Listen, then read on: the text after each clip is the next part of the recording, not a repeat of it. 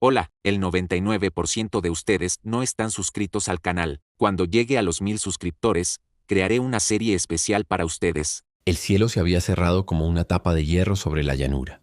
El aire olía a electricidad y a tierra vieja. En el rancho de Mateo Valdés, una choza de adobe levantada con sus propias manos, el viento pasó primero como un murmullo y luego como una carreta sin ruedas que fuera a estrellarse contra la noche. Hoy no habrá sueño, pensó, y acarició el cuello de su caballo ruano. Garabato que sacudía las orejas, inquieto.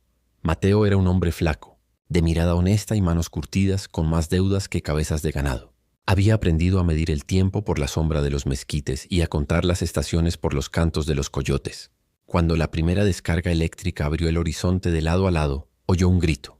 No era de coyote ni de cristiano. Era un grito ancho, ronco, que pareció empujar el viento hacia atrás.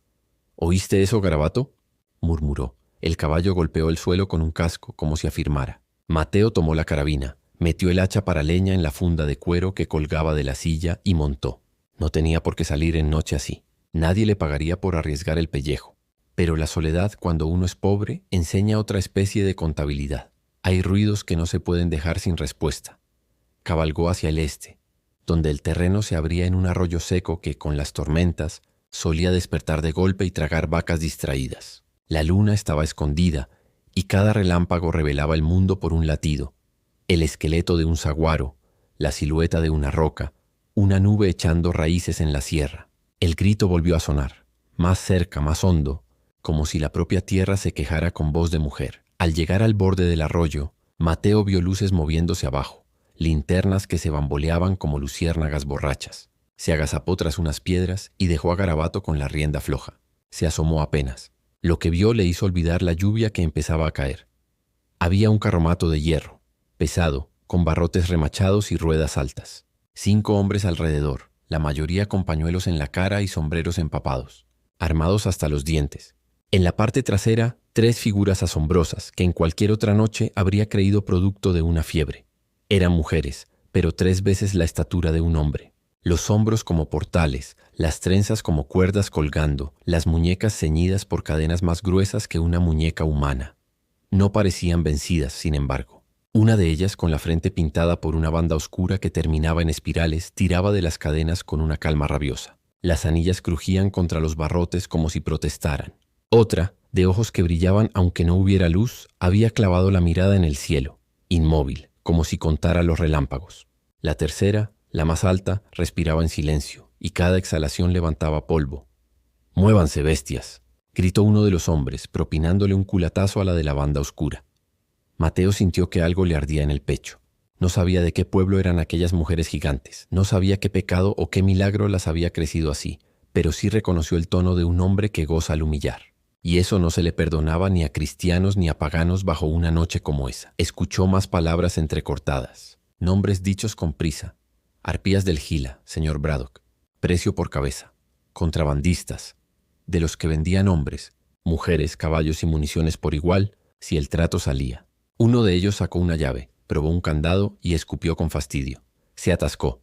«Tráiganme el aceite». La tormenta parecía vacilar.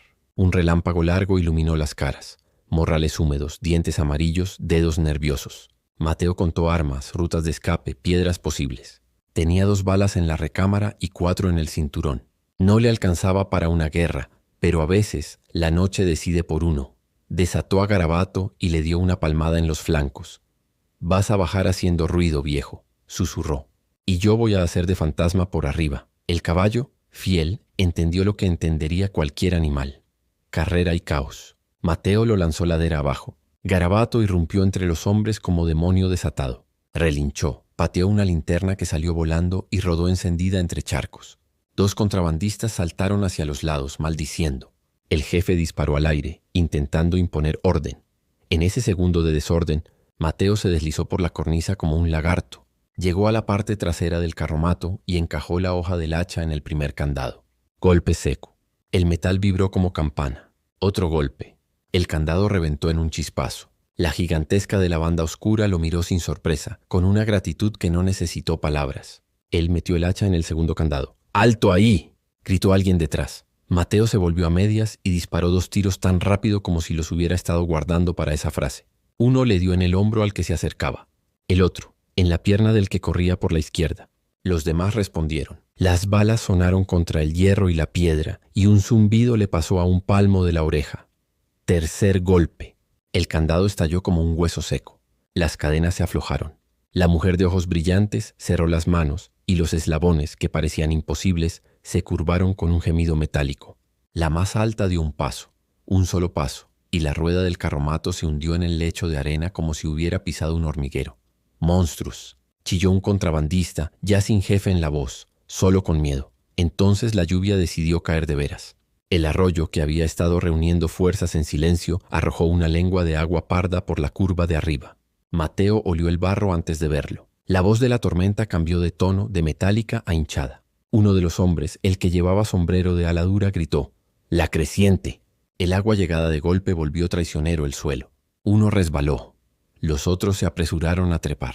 El que parecía jefe intentó subirse al pescante del carromato y azotar a las gigantes con el chicote. Pero la de la banda oscura le arrebató el látigo como si fuera un hilo y lo convirtió en cuerda para arrancar de cuajo la última argolla que las sujetaba.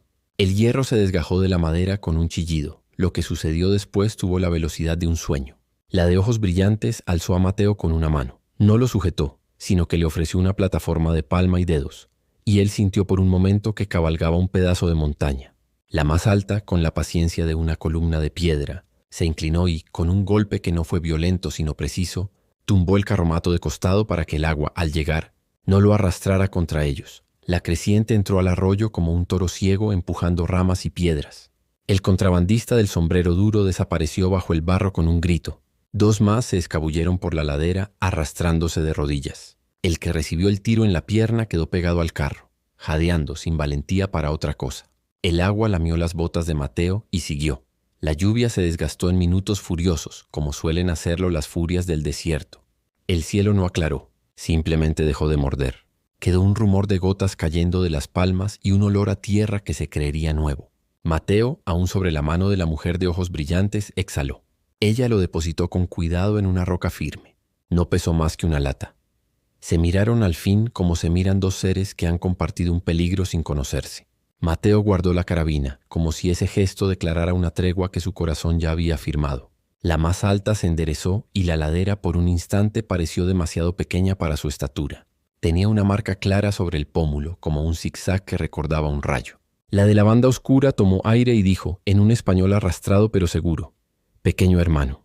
La voz le llegó con un eco suave, no por lo hondo sino por lo grande de su pecho. Mateo asintió un poco aturdido, un poco niño. «Yo soy Mateo Valdés». Se pasó la palma por la frente, llevándose barro y miedo. No podía dejarlas ahí. Nadie debería estar encadenado a estas horas del mundo. La de la banda oscura señaló con la barbilla al herido que gemía junto al carromato. Ese hablaba de hierro y precio. Miró a sus compañeras. «Quisieron vendernos. Creen que lo grande cabe en un cajón». Mateo se acercó al hombre, que lo miró con una mezcla de dolor y desafío. Le dirigió la carabina como quien apunta con la autoridad de la lluvia. «¿Quién es Braddock?», preguntó. «No sé nada», farfulló el hombre.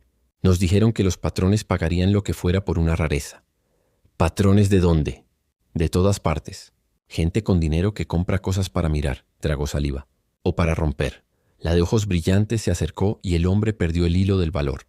Ni siquiera tocó al herido. Su sombra bastó para rebajarle la voz a un susurro. Mateo apretó la mandíbula. No era juez ni Dios, apenas un ranchero pobre. Pero hay miserias que se entienden aunque uno no haya estudiado leyes. «Te vas a ir caminando», dijo al hombre. «Si vuelves con más, los esperaremos arriba. Y si mientes sobre lo que pasó, recuerda que la tierra conoce sus propias historias». El herido asintió con el pánico de quien por fin entiende que la vida es una cuerda fina. Arrastró la pierna y se fue, mirando hacia atrás como si lo persiguiera un colibrí. Los otros, los que quedaban, ya se habían disuelto entre matorrales, pequeños como errores. Mateo volvió a las 3. Ahora, con la noche menos furiosa, pudo verles mejor los rostros. No eran idénticas en nada más que en lo increíble. La de la banda oscura, la que primero había hablado, tenía la mirada larga, profunda, de las personas que leen en el suelo y en el cielo a la vez. La más alta, la de la marca de rayo, tenía labios tranquilos y manos que parecían hechas para construir. La de ojos brillantes, la de la voz que no había sonado aún, sostenía la vista de Mateo como quien sostiene una pregunta. «No sé sus nombres», dijo él con respeto quitándose el sombrero. y no sé si mi lengua los dirá bien. La de la banda oscura tocó con 2 dedos el centro de su pecho, del tamaño de una chimenea para él. Nahila. La más alta inclinó levemente la cabeza, como saludando a un niño que aprendiera a caminar. Tayana, la de ojos brillantes. Por fin habló, y el sonido fue como el primer chasquido de leña prendiendo fuego. Breve, cálido, prometedor. Istel Mateo repitió. Cuidoso. Nahila, Tayana, Istel. Sonrió apenas. Son nombres hermosos. Nahila, la de la banda oscura, señaló el horizonte, donde la sierra dibujaba un lomo de animal dormido. Íbamos hacia ahí, dijo, hacia la casa de la piedra grande. Nuestras madres nos dieron voto y pintura. Somos novias del camino alto. De allí veníamos. Ellos cortaron el paso con trampas de hierro. Mateo no sabía del todo qué significaba ser novia del camino alto, pero sí supo que la palabra no hablaba de bodas como las que los curas bendicen, sino de una especie de juramento con la tierra. El viejo oeste no carecía de leyendas. Algunas se desvanecían con el amanecer, otras dejaban huellas. Estas 3, mojadas todavía por la tormenta, eran huellas que cualquier hombre vería aunque cerrara los ojos. Mi casa está cerca, dijo, y se oyó decirlo como si le prestara su voz a alguien más. No es grande ni es bonita, pero hay fuego y hay frijoles. Pueden descansar. Mañana decidimos el rumbo. Istel miró la ladera, midiendo con el ojo la distancia entre su estatura y los caminos estrechos de los hombres. Tayana, sin hablar, recogió con cuidado el carromato caído, lo empujó a un lado y dejó el lecho del arroyo despejado para que la siguiente corriente no tropezara. El gesto, más que una demostración de fuerza, fue una especie de cortesía hacia el terreno. Pequeño hermano, repitió Nahila con un tono que contenía algo de solemnidad. Tu fuego será nuestro, esta noche. Mañana el viento dirá. Pero debes saber, cuando un hombre rompe la cadena también lo reclama. Vendrán otros con más bocas de hierro. Buscarán lo que creen que es botín. Lo sé, dijo Mateo y descubrió que de algún modo ya estaba decidido. Pero los deudores también eligen a sus acreedores. Y yo elijo la deuda con ustedes, no con los del hierro. Caminaron hacia el norte, bordeando el arroyo hasta encontrar la subida menos abrupta. Garabato siguió a Tayana de cerca, como caballo que se sabe protegido por una muralla que respira. La lluvia, que había sido látigo, empezó a hacer caricia, y en la distancia un coyote cantó no por hambre sino por costumbre. Subieron en silencio. Arriba el llano se extendió como un mantel oscuro salpicado de charcos. La casita de Mateo esperaba con su humareda tímida saliendo por el agujero del techo. Él se adelantó para abrir la puerta, prender el fogón, abrir una bolsa de frijol y otra de harina. Sirvió agua en una jícara que parecía de juguete al lado de las manos de las mujeres. Ellas se sentaron alrededor como montañas que hubieran decidido cerrar un círculo, y el calor del fuego las pintó de naranja. Mi madre enseñaba que el primero que habla junto al fuego debe agradecer, dijo Mateo mirando la olla que empezaba a pitar. Yo agradezco estar vivo, y que ustedes estén vivas. Agradezco que la lluvia haya querido contarnos esta historia, y pido que mi casa, pobre como es, les parezca suficiente por esta noche. Tayana asintió, con un brillo que no era de lágrima. Las montañas no lloran, pero sudan luz cuando les da el sol. Istel probó el agua y dejó la jícara en el suelo con cuidado para no quebrarlo. Nahila acercó las palmas al fuego y dijo en voz baja, como quien traduce para el viento: agradecemos. Tu pequeño fuego camina grande esta noche. Comieron sin prisa. Mateo partió el pan duro en trozos, añadió sal al frijol y ofreció lo que quedaba de café. Las 3 lo tomaron como quien bebe un recuerdo. Afuera la noche respiraba como un animal cansado. En algún lugar, un trueno breve recordó que la tormenta no se había ido del todo. Solo estaba durmiendo con un ojo abierto. Mañana, dijo Nahila, irán a buscar al que llaman Braddock. No vendrá él, vendrán otros con su nombre en la boca. Llevan ojos de comprar y manos de hierro. Nosotros llevamos canción y piedra. Le sostuvo la mirada a Mateo. ¿Y tú, pequeño hermano, qué llevas? Mateo miró sus manos vacías, el hacha apoyada en la pared, la carabina con 2 balas menos. Miró la olla, la silla coja, el techo con manchas de humo. Miró a Garabato dormitando con las orejas en movimiento. Llevo pobreza, dijo, y ganas de no volver a escuchar cadenas en mi arroyo. Istel sonrió apenas, y esa leve curva cambió la medida de la habitación. Eso pesa más que el hierro, dijo. Cuando el sueño llegó como la lluvia al final de una sequía, sin permiso y con gracia. Mateo se acomodó en su catre, y las 3 novias, que entonces eran más guardianas que otra cosa, se recostaron en la tierra, apoyando la espalda en el muro exterior de la casa, como si hubieran estado diseñadas para ser murallas. La casa, que siempre había crujido con el viento, aquella noche respiró más tranquila. amparada por 3 siluetas que el relámpago de vez en cuando dibujaba contra el cielo. Antes de cerrar los ojos, Mateo comprendió algo sencillo y vasto, que a veces la fortuna no es una bolsa de oro sino la certeza de haber escogido el bando correcto, y que en el viejo oeste, donde los mapas mienten y las brújulas se enloquecen, la decencia puede ser una brújula mejor que cualquier hierro. Durmió. Afuera, el desierto siguió su trabajo de siempre: secar, grabar, olvidar. Pero no todo. En algún pliegue de arena, la noche guardó una huella nueva, la marca de un hacha en un candado roto, el rastro de 3 pasos enormes y las pisadas humildes de un hombre que, sin saber por qué, había decidido hacerle caso a un grito. Y con eso, la historia ya había empezado a andar. El sol se levantó sobre la llanura como un disco de cobre ardiente y la tierra húmeda de la tormenta anterior comenzó a secarse con rapidez. Las huellas en el barro, enormes como tinajas, no habían pasado desapercibidas. Los vecinos que pastoreaban cabras o recogían leña se detuvieron boquiabiertos al verlas. Algunos corrieron hasta el pueblo para contar lo que habían visto, y la historia se torció en sus labios. Un pobre ranchero vive ahora con 3 novias apaches que miden más que el campanario de la iglesia. Mateo Valdés. Mientras tanto, no tenía tiempo para rumores. Había pasado la mañana reparando la cerca caída por la tormenta con la ayuda inesperada de Tayana, que recogía troncos enteros como si fueran palillos y los hincaba en la tierra sin esfuerzo. A su lado, Istel vigilaba el horizonte, los ojos siempre encendidos, y Nahila permanecía sentada sobre una roca, tarareando una melodía grave en una lengua que Mateo apenas entendía, pero que parecía hacer vibrar el aire. «Dicen que soy pobre», murmuró Mateo mientras clavaba un alambre oxidado. «Y lo soy, pero nunca mi rancho tuvo guardianas así». Istel, con una sonrisa apenas visible, contestó: «La pobreza no se mide en monedas, sino en sombra. Tu sombra es clara, Mateo». El ranchero no supo qué responder. Se limitó a apretar el nudo del alambre y dejar que el silencio hablara. La visita inesperada hacia el mediodía, un jinete apareció por el camino polvoriento. Era un hombre de traje oscuro y sombrero ancho, montado en un caballo blanco. Llevaba una cartera de cuero atada a la silla y un aire de importancia que se anunciaba antes que sus palabras. Mateo lo reconoció al instante. Era Jacinto Ugalde, capataz de confianza de don Ramiro Arredondo, el dueño de la hacienda más grande de la región. «Mateo Valdés», gritó desde lejos. «Traigo un mensaje de tu patrón». Mateo suspiró. Sabía que no podía evitarlo. Dejó el martillo a un lado y se acercó, mientras las 3 gigantes lo observaban con calma, como si el mensajero fuera apenas un insecto curioso. «Don Ramiro quiere verte esta tarde en la hacienda. No es una invitación, es una orden». El capataz bajó la voz inclinándose. «Y que venga solo». Mateo tragó saliva. Miró a sus acompañantes, que parecían estatuas vivas contra el cielo azul. «Iré», dijo, con la firmeza que pudo reunir. El poder de don Ramiro la hacienda Arredondo era un palacio en medio del polvo. Tenía paredes encaladas, un portal de arcos grandes y un zaguán donde siempre había hombres armados. Don Ramiro lo esperaba sentado en un sillón de cuero, rodeado de mapas, rifles y botellas de licor caro. Era un hombre ancho, con bigote perfectamente recortado y ojos que parecían evaluar todo como mercancía. «Mateo», dijo apenas lo vio, «siéntate.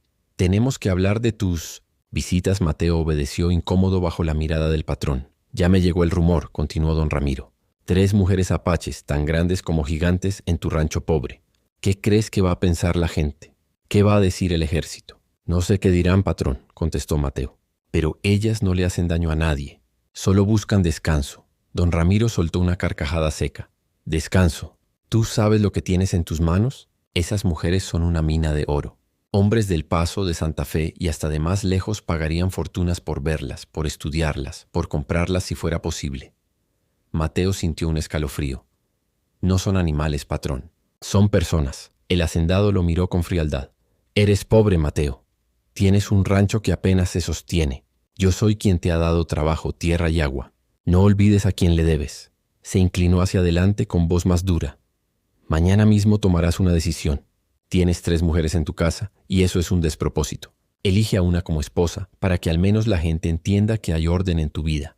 Las otras 2 deberán marcharse. Y si no obedeces, te quedarás sin tierra, sin trabajo y sin protección». Las palabras cayeron como piedras en el pecho de Mateo. «¿Y si no elijo?», preguntó apenas audible. «Entonces la ley te va a elegir a ti», dijo don Ramiro sonriendo con los dientes apretados. «Y no te gustará el resultado. La duda de Mateo esa tarde regresó al rancho con el corazón cargado. El camino que solía serle familiar se volvió extraño. Cada mezquite parecía un testigo silencioso. Al llegar, encontró a las 3 gigantes esperándolo. Nahila lo recibió con la serenidad de siempre, Istel con la impaciencia de quien quiere respuestas y Tayana con un gesto de calma que le recordó a la tierra misma. Mateo se sentó junto al fuego, cabizbajo. Mi jefe me dio un ultimátum, confesó.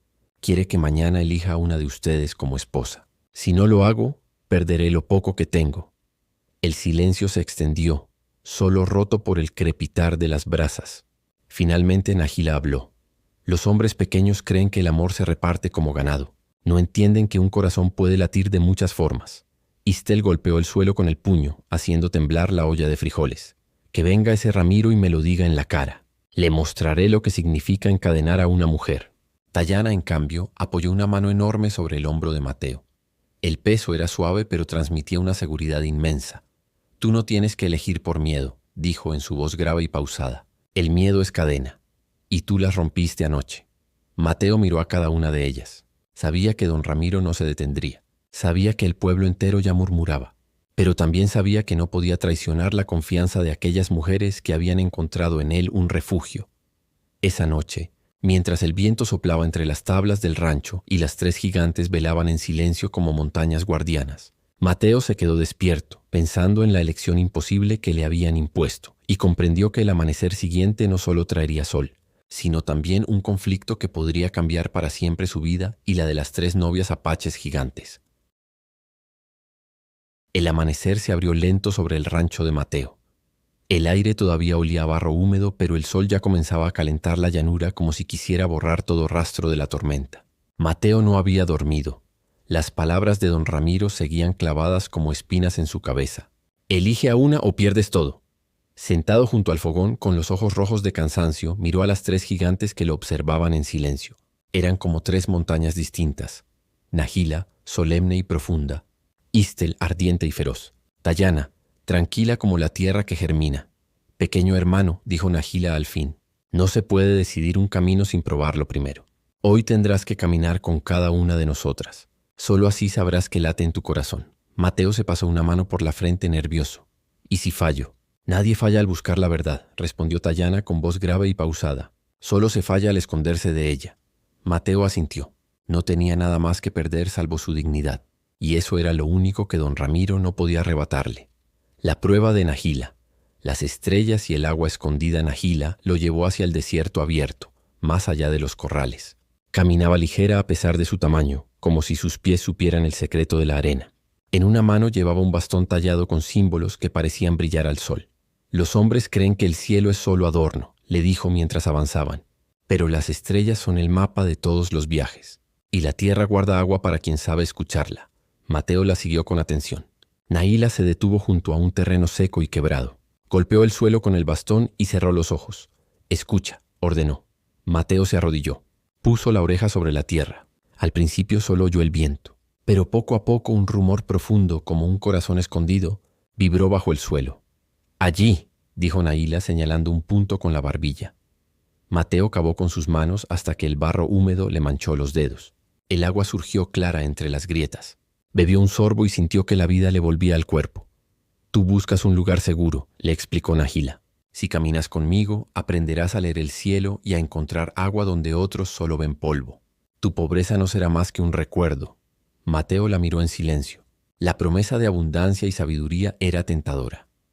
La prueba de Istel, el fuego y la lucha esa misma tarde, Istel lo llevó hacia el cañón donde el eco multiplicaba las voces.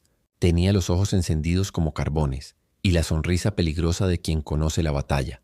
Un hombre no es nada si no sabe defender lo que ama, dijo. Ven, pequeño, hoy te enseñaré a gritar contra el viento.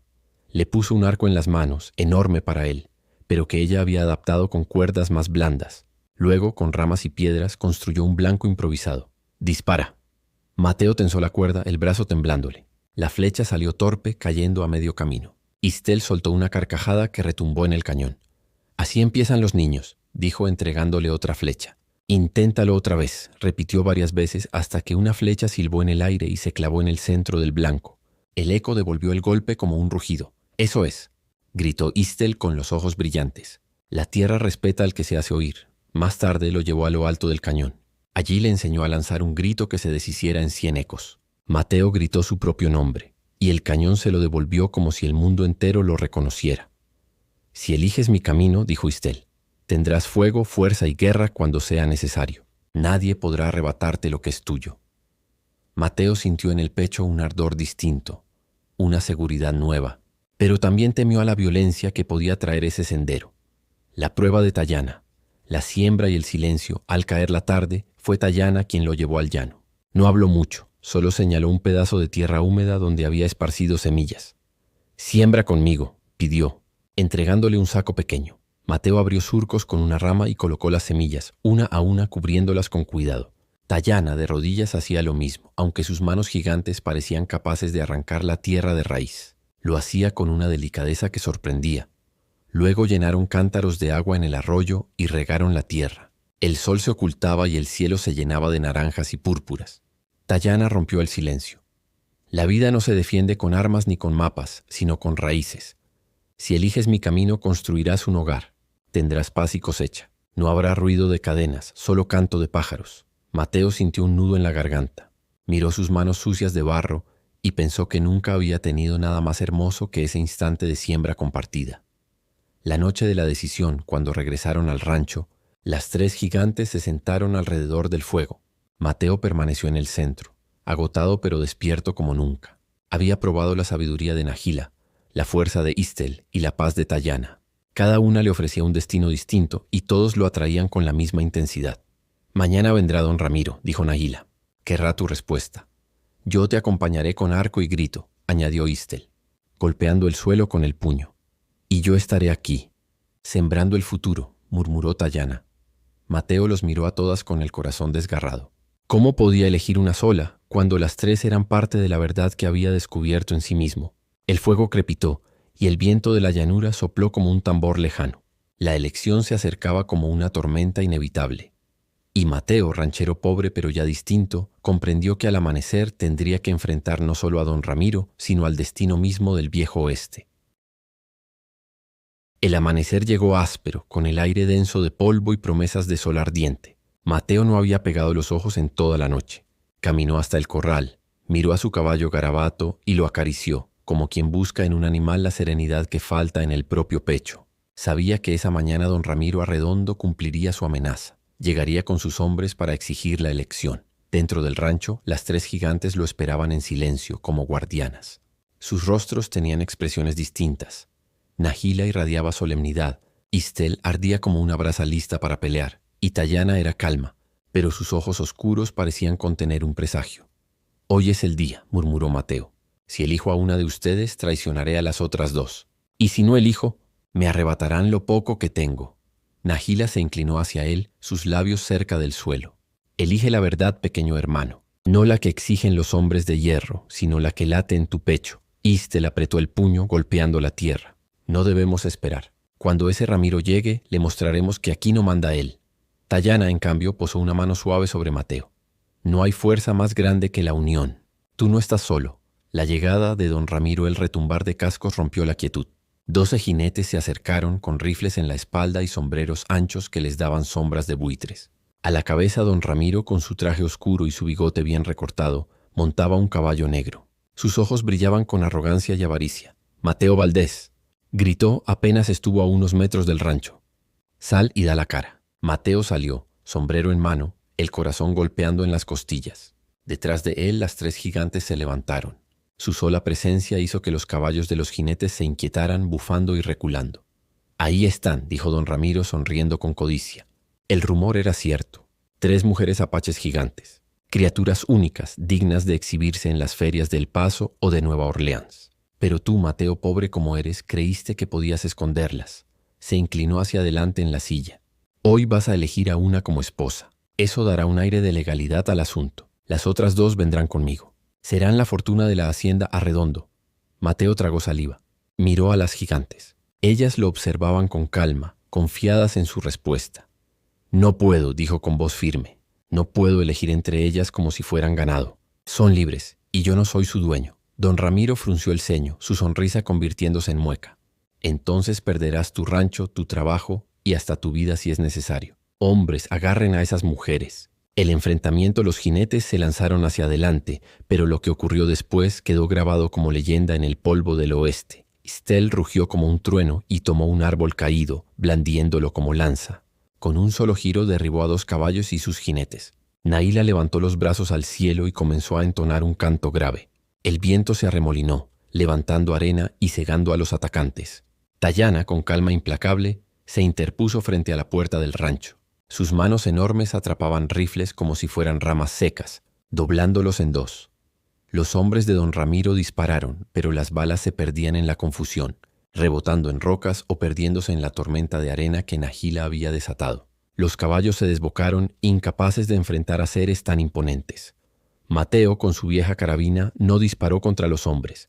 En lugar de eso, apuntó al aire y gritó con toda la voz que había aprendido de Istel: «¡Basta ya! Este es mi rancho, y aquí no hay cadenas para nadie». El eco devolvió su grito una y otra vez, como si el propio cañón cercano le respondiera.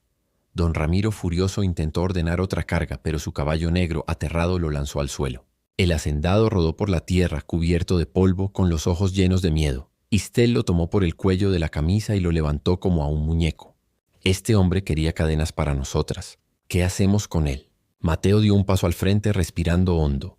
«Déjalo ir. Que vea con sus propios ojos que aquí no manda él, sino la justicia del desierto». Istel lo sostuvo un segundo más. Luego lo soltó. Don Ramiro cayó de rodillas, jadeando, y huyó tambaleándose hasta su caballo, que apenas lo aceptó de vuelta.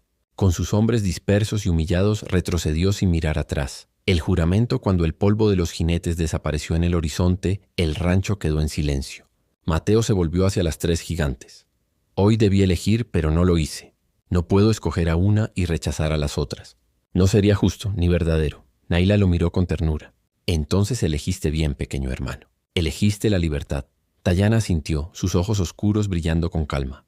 «Lo que siembres con nosotras crecerá unido. No hay cadenas en este hogar». Istel sonrió, y por primera vez su furia ardiente se volvió cálida. «Entonces no somos 3 caminos distintos. Somos un mismo fuego, y tú ardes con nosotras». Las 3 levantaron sus manos enormes sobre Mateo como formando un círculo de montaña. El ranchero pobre, pequeño bajo su sombra, sintió que no estaba eligiendo mujeres, sino un destino nuevo, más grande que cualquier hacienda o fortuna. «Desde hoy», dijeron las 3 al unísono, en una voz que parecía venir del cielo mismo, «tu vida se une a la nuestra, no como dueño ni como esposo impuesto, sino como compañero». Mateo cerró los ojos y aceptó. El viento sopló suave, llevándose los últimos restos del enfrentamiento, y así, en aquel rincón olvidado del viejo oeste, nació una leyenda, la del ranchero pobre que rescató a 3 novias apaches gigantes y que al día siguiente, en lugar de elegir a una, fue elegido por todas.